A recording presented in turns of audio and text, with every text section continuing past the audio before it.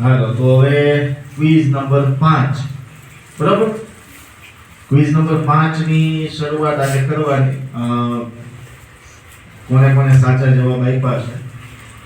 કુલ 28 વિદ્યાર્થીઓએ ચિઠ્ઠી નાખી. 28 વિદ્યાર્થી એટલે થોડો ઘણો ક્રેઝ વધ્યો છે. એમાંથી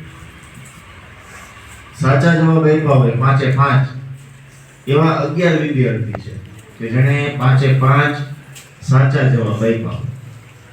હવે એક આ વખતે એવું છે કે નાના ધોરણના જે વિદ્યાર્થીઓ છે તો એને થોડી ઘણી ભૂલ કરી છે, તો એનું થોડુંક ચલાવી દીધું છે આપણે, મોટાનું ચાલે નહીં. તો એવા 11 વિદ્યાર્થીઓની ચિઠ્ઠી અહીંયા છે. કોણ ઉપાડશે? કોની વારી હતી?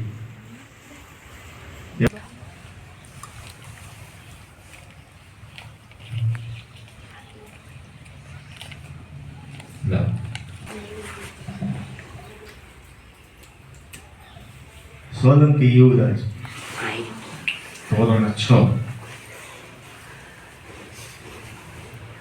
પૂછું ને હવે, જ્વાળામુખીમાંથી શું નીકળે છે? લાવા. તો લાવા રસ કહેવાય, પણ લાવા બોલો તો વાંધો નહીં. મોટા ભાગના લાવા લીધું. ઇન્ટરનેટનો સ્પેલિંગ શું થાય? EINT. ફરી INT. ફરીથી ચલો. INT. LA. બેઠ નાખ.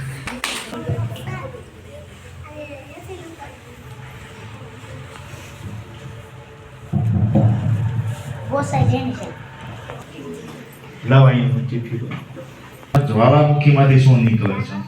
લાવા. હમણાં મેં લાવા રસ કીધું હતું ને. ઇન્ટરનેટનો સ્પેલિંગ શું? વેરી ગુડ, સરસ. 1 થી 100 એકડામાં 9 કેટલી વખત આવે? 20 વખત. સરસ. કયો રંગ વધારે ગરમી શોષે છે? કાળો. કોમ્પ્યુટરમાં ઉંદરડું જેવું શેનું નામ છે? માઉસ. સરસ. આવે